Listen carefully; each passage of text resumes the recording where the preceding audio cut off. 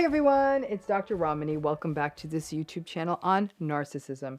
It's my hope that what you learn on this channel will not only help you understand this very messy space, but perhaps help you navigate out of these relationships, heal if you're stuck in them or coming out of them, and hopefully not get into them in the first place.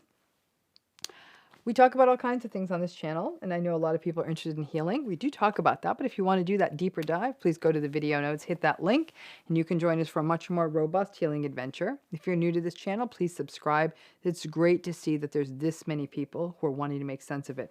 The more people that make sense of it, the less enablers we have out there too. So today we're going to talk a little bit about gaslighting, okay?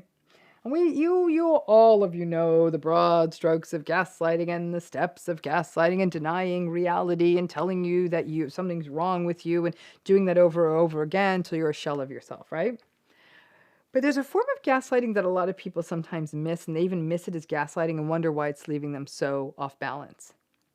One form of gaslighting is being told that you're incompetent and can't do stuff.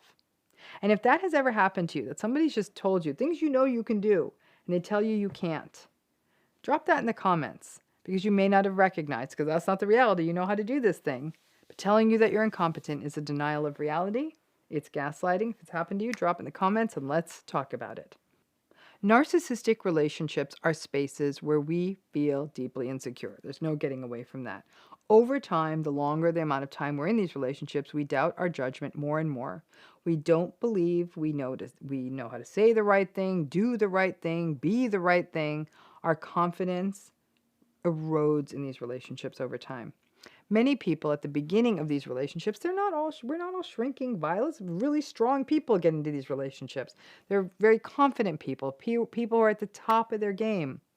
But once the narcissist was done with them, they were shells of themselves, riddled with self-doubt, lost confidence, lost self-esteem, and confusion. When we talk about gaslighting, we often focus on the simple examples of them denying reality. Your reality, all reality. They deny you said what you said, did what you did, feel what you feel. And then they top that off by telling you that you're stupid or crazy. It's something that happens over and over again, a slow grooming process and indoctrination. And before long, you stop believing in yourself and are completely under the sway of the gaslighter.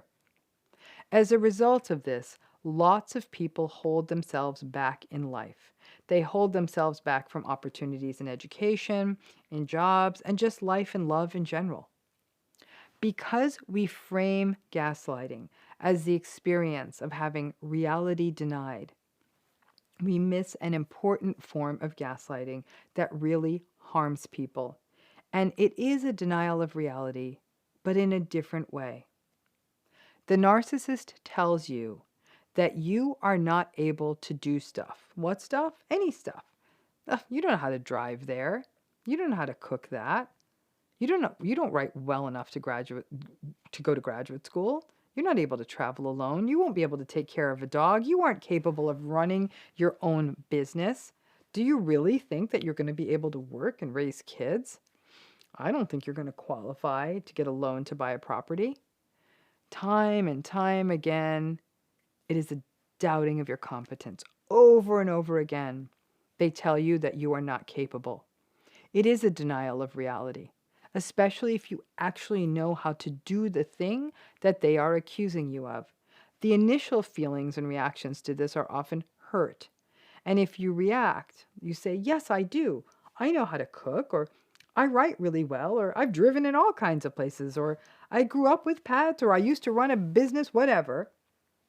Then they will gaslight you more. They'll say, oh, okay, stop being so sensitive, or stop being so arrogant. You have a very high-headed sense of what you can do. Or then they go with, I think you're being crazy with how intense you're being. Yeesh, I was just trying to give you some constructive feedback and protect you, and you go crazy on me. So there's no having these conversations, because now, after having that conversation, not only are you incompetent, now they're calling you insane. What's unfortunate is that early in these relationships, people may perceive that the narcissist is being solicitous. Oh, you don't know how to drive in that big city or so far. And then the rationalization is, oh, they just don't want something bad to happen to me on that long drive, or they just want to take care of me. Or when they say, well, you're not going to be able to cook all of that for all those people, oh, they're just protecting me. They don't want me to exhaust myself having to cook for their family. Part of why gaslighting works is that it is a grooming process that happens early and takes place alongside love bombing or familiarity. People often want it to work out with a new person, or they want to believe that even a familiar person like their parent has their best interests at heart. We as people want to trust, and sadly, after a narcissistic relationship, that is a hard horse to get back on again. But over time, after being told we can't, or we shouldn't, or we won't be able to, if you hear that enough, you do start doubting yourself without the gaslighter or the narcissist even having to doubt you out loud. You believe it. And that is the gaslighting working. You stop taking chances. You stop suggesting new things. You hold yourself back. You turn inward. You live less fully. And then the narcissist wins because you are living under their control. Ironically, and this is often the tragic final act of these relationships, after you have been told so repeatedly that you can't do anything and that you are incompetent and you even stop trying, the narcissistic person may then start getting bored with you or behaving as though you are not interesting. Now, this isn't a bad thing. If they head out, it's kind of a good thing, and you can right away start trying things again and taking your life back. But sadly, some people view that as an abandonment when the narcissist leaves them.